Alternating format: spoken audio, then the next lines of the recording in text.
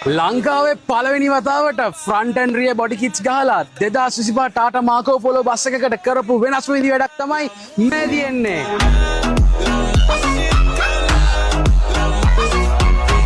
Modified bus කලාවේ හැමෝම නම කිව්ව ගමන් දන්න සන්නාමයක් තමයි මැනික් කැටේ කියන්නේ. ඉතින් මැනික් කැටේ රොයල් එඩිෂන් කියලා එයාලගේ ෆ්ලීට් එකට අලුතෙන්ම එකතු වෙච්ච ටාටා මාකෝ පොලෝ බස් එක තමයි මේ ඉතින් මගේ පිටිපස්සේ තියෙන්නේ.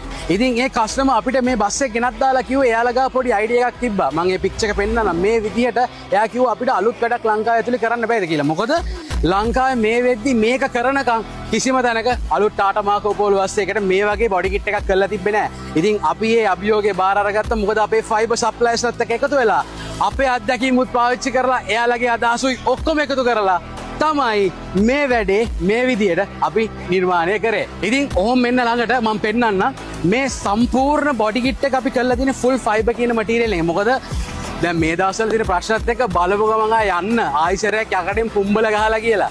එහෙම නෙමෙයි. කලබල වෙන්නේ නැතුව හොඳින් බලන්න ඕනේ මේ සම්පූර්ණ ෆයිබර් කියන මටීරියල් එකෙන් තමයි ඉස්සරහා පස්ස දෙකම මේ බස් එකේ කරලා තියෙන්නේ. මොකද ෆයිබර් බොඩි කිට් එකක් කියන්නේ සාමාන්‍යයෙන් ජපනීස් යුරෝපියන් ඕනම වාහනයකට කරන මොඩිෆිකේෂන් එකක්. ඉතින් ඇයි බස් වලටත් අපිට මේ වගේ දෙයක් කරන්න බැරි? ඉතින් ඔහොම බඳේ ඩිසයින් එක ගත්තොත් මේ කස්ටමර් අපිට කිව්වා රූප දාලා අනම්මනම් දේවල් කරන්න එපා කියලා. ඒ දෙයට අපිත් එක හෙලා කැමති වුණා. මොකද අපි රූප දාලා අනම්මනම් ඩිසයින්ස් දැම්මොත් ඒක කාලයක් ඇද්දි ඒක නිකන් අවුට්ඩේට් වෙනවා. හැබැයි මේකට තනිකර අපි ස්ට්‍රයිප්ස් මේ ලයින් ඩිසයින්ස් ගහලා තමයි මේ විදියට මේ ආර්ට්වර්ක් එක කරේ. මොකද මේ බස් එක අවුරුදු 10ක් ගියත් මේ ඩිසයින් එක පරණ වෙන්නේ නැහැ. ඉතින් ඔහොම වෙන්න අනිත් දේ බලන්න ෂයින් එක කොහමද කියලා.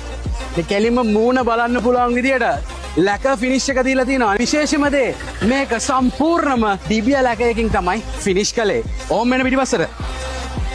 ඉතින් පිටිපස්සටත් ලොකුවට වැඩ දාන්න නැතුව ෆයිබර් වලින් ඩක්ටේල් එකක් ගහලා රියර් බෆර් එකත් මොඩිෆයි කරලත් මෙන්න මේ විදියට තමයි ඒකත් ෆිනිෂ් කළේ.